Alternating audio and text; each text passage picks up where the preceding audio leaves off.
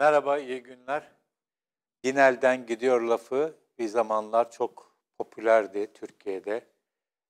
Bu özellikle İslami kesimlerin, dindar kesimlerin laikliğe yönelik eleştirilerinde çok sıklıkla kullanılan bir şeydi. Dinden uzaklaşma, modernizm eleştirisi gibi gözüken bir feryat gibiydi. Eee, Ama bir süredir unutulmuştu. Böyle bir şey olmadı. Yani böyle bir talep, şikayet gündeme gelmez oldu. Ama şu günlerde, son dönemlerde Türkiye'de birbirinden farklı farklı yerlerde, birbirinden farklı farklı kesimler, kimisi memnuniyetle, kimisi şikayetle din elden gidiyor diye özetleyebileceğimiz bir takım gözlemler, saptamalar paylaşıyorlar. Eee, En son bugün ilahiyatçı, aynı zamanda sosyoloji yapan Hilmi Demir'in bir sosyal medya paylaşımında bunu gördüm. Onun dile getirdiği IŞİD, kendi deyimiyle DAEŞ ve Fethullah Gülen olaylarından sonra gençlerin daha fazla, yeni kuşakların daha fazla Atatürk vesaire konularına, Cumhuriyet konularına ilgi duyduğu gibi bir gözlemi paylaşmıştı. Buna benzer çok paylaşımlar oluyor. Burada tabii Atatürk ve Cumhuriyet göndermesi önemli çünkü geçmişte din elden gidiyor e, çığlığı bir anlamda Türkiye'deki Kemalizme e, ve onun inşa ettiği Cumhuriyet başta olmak üzere yeni rejime yönelik bir itiraz gibiydi.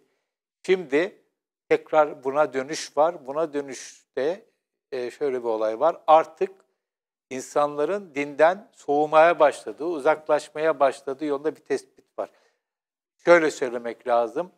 Eski tabirle, eski devirde din elden gidiyor tespiti daha çok dindar kesimlerin, İslamcı kesimlerin dile getirdiği ve devlete yönelik olarak, devletin insanları dinden uzaklaştırdığını, irade olarak devletin, sistemin insanları dinden uzaklaştırdıkları yolunda bir tespitti. Şimdi ise yine devlet bir özne ama burada bir süredir devlet tam tersine insanları dine çekmek isterken uzaklaştıran bir devlet. Evet, çok ilginç bir paradoks yaşıyoruz. Cumhuriyet'in kaç yıl oluyor? 23'ten bu. Yani Cumhuriyet'in 100. yılına 6 yıl kala 94. yılında çok ilginç bir dönüşüme tanık oluyoruz. Dindar iddialı insanların yönettiği Türkiye'de, yaklaşık 15 yıldır yönettiği Türkiye'de dinden uzaklaşma yaşandığı yolunda birbirinden farklı, birbirinden uzak kesimlerin benzer tespitleri var. Kimisi memnuniyetle, kimisi şikayetle bunu dile getiriyor. Neden böyle? Öncelikle şunu söyleyeyim, büyük ölçüde ben de buna katılıyorum ve burada yaptığım birçok yayında bunu değişik vesilelerle, değişik şekillerle dile getirmiştim. Özellikle Gülen cemaati ve hükümet ya da Gülen-Erdoğan savaşının değişik aşamalarında bu savaşın Türkiye'de öncelikle İslami harekete ve buna bağlı olarak da Türkiye'deki İslami yaşayışa çok ciddi darbeler indirdiğini, çok ciddi bir yabancılaşmaya yol açtığını söylemiştim. Ayrıca IŞİD, El-Kaide gibi olaylarla ilgili yaptığım yayınlarda da bunun da benzer bir şekilde Türkiye'deki İslam'a bağlılık konusunda çok ciddi soruları beraberinde getirdiğini de dile getirmiştim. Bunun ötesinde bir başka çok önemli bir husus var. Türkiye'de dindarlık iddiasındaki ülkeyi yönetenlerin sergiledikleri performans, özellikle yolsuzluk gibi konularda, adalet gibi konularda, temel hak ve özgürlüklere saygı ve geliştirme gibi konularda gösterdikleri negatif performansın sadece bu insanların sorgulanmasını değil, aynı zamanda dinin ve dindarlığın da sorgulanmasını beraberinde getiriyor. Gördüğüm bu ve burada etkilerini çok kısa vadede görmesek bile orta ve uzun vadede bunun etkilerini Türkiye'nin çok ciddi bir şekilde yaşayacağını düşünüyorum. Öncelikle şunu söylemek lazım. Din ve dindarlıktan önce Türkiye'de İslamcılık büyük ölçüde artık miadını doldurmuş durumda. Kendini tepeden tırnağa yenileyemediği müddetçe Türkiye'de İslami akımın, İslamcılık akımının belli bir vadede herhangi bir etkisi olabileceğini sanmıyorum. Ama bu şu anlama gelmiyor. İslamcılık bitmez. Çünkü İslam olduğu müddetçe İslamcılık olur. Ancak şunu görüyoruz, İslamcı harekette, İslamcılıkta ısrarlı olanların bir kesimi IŞİD, El-Kaide gibi yapılarla Selefi cihatçılığa yöneliyorlar. Ama bir diğer kısmı da öncelikle kendilerini AKP iktidarından uzak tutarak daha entelektüel bir faaliyete, kimi zaman bireysel bir faaliyette, kimi zaman da toplumun İslamcı olmayan kesimleriyle, muhalif kesimleriyle genellikle bir arada ortak arayışlara yöneldiklerini görüyoruz. Yani Türkiye'de İslamcılar, var kalmaya çalışan İslamcılar, kendi ayakları üzerinde durmaya çalışan İslamcıların son dönemde daha yakın oldukları kesimler İslami hareketin ana mahallesinden olan kesimler değil. Geçen hafta burada Mustafa İslamoğlu ile yaptığımız yayında İslamoğlu'nun söylediği, finalde söylediği sözü kapatmıştık. O da şöyle diyordu, ahlaksız bir dindar yerine ahlaklı bir ateisti daha fazla severim, daha çok severim. Bu söz bayağı bir tartışma yarattı. Aslında bu söz sadece Mustafa İslamoğlu'nun söylediği bir söz değil. Daha önce Bosna'da Alija İzetbegović'in benzer anlamlara gelebilecek sözleri, ateistten ziyade o materyalist tabirini kullanarak bu sözleri söylemişti. Bu aslında uzun zamandan beri yaşanan bir olay. İslamcılığın ciddi anlamda güç kazandığı anlardan itibaren iktidarla kurduğu ilişki sonucunda yaşanan deformasyon ve yaşanan çürüme, kokuşma beraberinde bu tür eleştirileri de getiriyor. Bu tabii olay sadece İslamcılığın eleştirisi olayı olarak kalmıyor. Aynı zamanda dinle kurulan ilişkinin de çok ciddi bir şekilde sorgulanmasını beraberinde getiriyor. Özellikle genç kuşaklarda İslamcı ailelerden, dindar ailelerden gelen kentli orta sınıf ailelerde ki son dönemde kentli orta sınıf dindarların sayısı ve gücü daha da arttı, bunu biliyoruz son dönemde. Buralarda gençlerin özellikle çok ciddi bir sorgulama yaşadıkları yolunda değişik yerlerde değişik gözlemler gördük, yazılar gördük. Televizyonlarda bunlar dile getirildi. Bunların hepsini ciddiye almak lazım.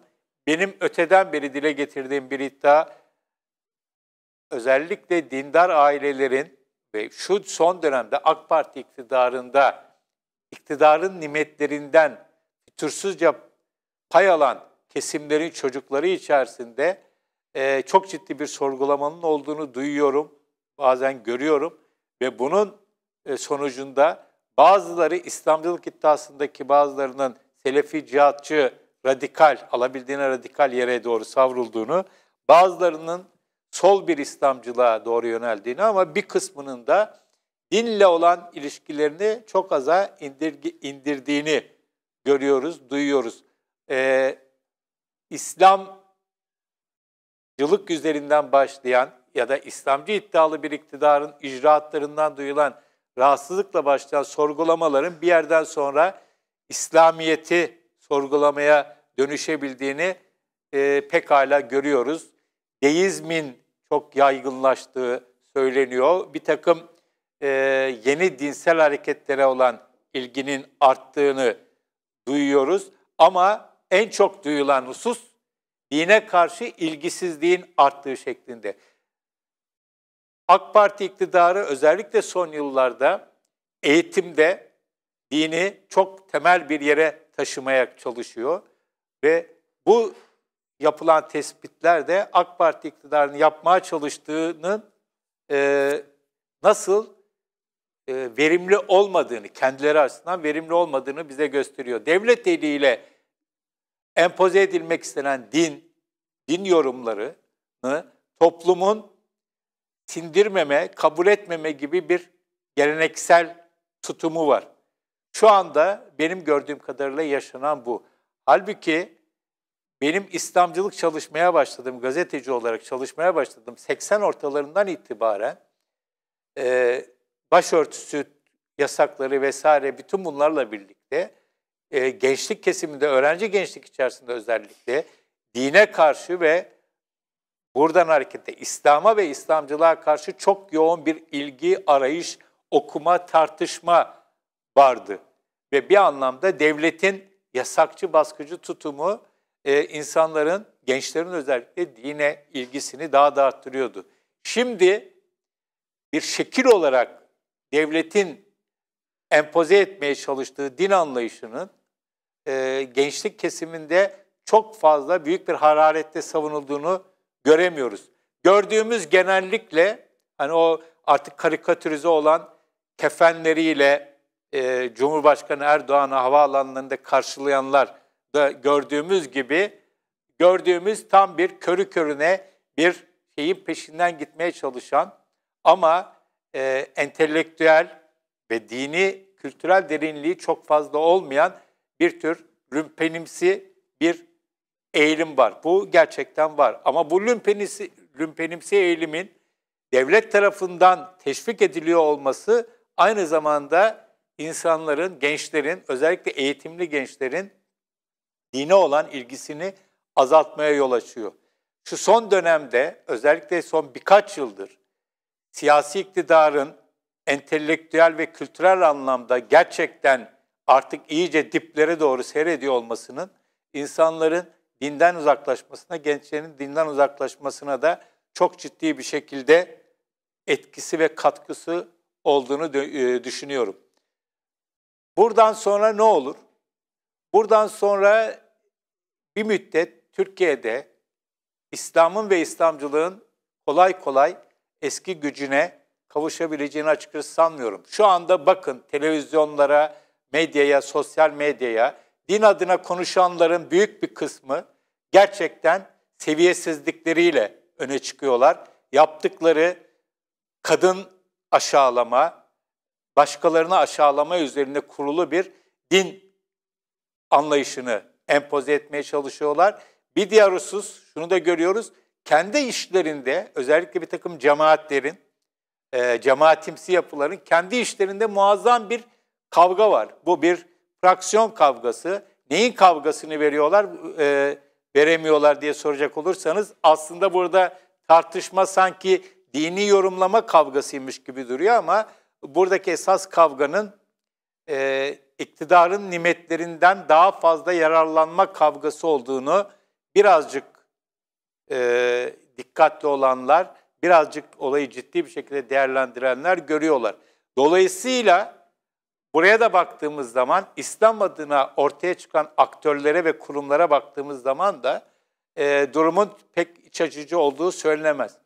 Dolayısıyla çok ciddi bir şekilde dinin etkisini Türkiye'de, dinin etkisini toplumsal alanda, dinin etkisinin ve gücünün zayıfladığı bir dönemden geçiyoruz ve bu dönem bayağı uzun süreceğe benziyor ve bunun birinci derecede failinin de Türkiye'de ülkeyi yönetirken dine yaslandıkları iddiasında hareket edenler. Eğer yaptıkları ülkeyi yönetmede başarılı olmuş olsalardı bu sefer dine kendilerine referans alıyor olmalarından hareketle dinin daha da güçlenmesine tanık olabilirdik. Dolayısıyla Türkiye'de dinden uzaklaşma, dine karşı ilginin azalması ki ben böyle düşünüyorum.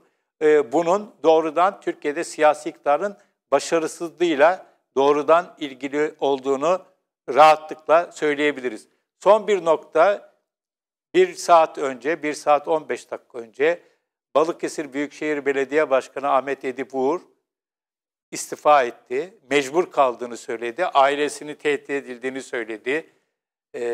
Çok içi yanıktı, çok üzgündü, kırıktı. Zaten bunları da böyle söyledi ve söylediği artık milletin iktidarından devletin iktidarına geçiliyor tespiti yaptı. Ve tabii bunun sorun çıkartabileceği belli olduğu için Melih Gökçe'ye gösterilen ilginin uğra gösterilmediğini görüyoruz. Televizyonlar bildiğim kadarıyla ana akım diye tabir edilen mecralar bu basın toplantısını, önceden duyurulmuş basın toplantısını yayınlamadılar. Çünkü burada bir meydan okuma ihtimali vardı ki o oldu. Bu olay da bize Türkiye'de aslında işlerin nasıl çorap söküğü gibi siyasi iktidarın gücünün nasıl çözülmekte olduğunu çok ciddi bir şekilde bize gösteriyor.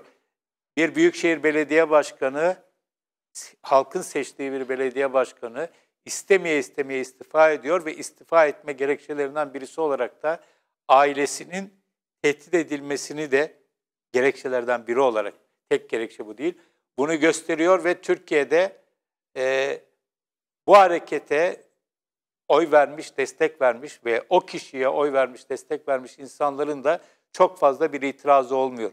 Bu itirazsızlık meselesi insanların tam anlamıyla teslim oldukları her şeyi tartışmasız bir şekilde alkışladıkları, onayladıkları anlamına gelmiyor. İşte tekrar konumuza dönecek olursak, dine karşı mesafenin arttığı iddiaları aslında yaşananlara duyulan memnuniyetsizliğin bir ifadesi bir şekilde kendini gösteriyor. Belki siyasi olarak bunun tezahürü hızlı bir şekilde olmayabilir ama toplumsal ve kültürel anlamda yaşanan gelişmelerin siyasete birebir etkisi olacağını rahatlıkla söyleyebiliriz. Dolayısıyla İslamcı hareketin yaşadığı sorunlar, krizler nedeniyle yaşanan dine karşı mesafeli olma eğiliminin çok hızlı bir şekilde İslami hareketin ve İslam üzerinden siyaset yapma iddiasındaki hareketlerin, grupların da işini çok ciddi bir şekilde zorlaştıracağını kesinlikle öngörebiliriz. Evet, din elden gidiyor, tam anlamıyla gitmez. Türkiye dindar bir ülke. Türkiye'de din hiçbir zaman elden gitmez ama dine karşı insanların ilgisinde belli bir, özellikle gençlikte belli bir soğuma, mesafe alma eğilimi var ve bunun birinci derecede sorumluların da dini ihya etme iddiasıyla hareket edip esas olarak kendilerini ihya etmeye kalkanlar olduğunu net bir şekilde görüyoruz. Evet, söyleyeceklerim bu kadar. İyi günler.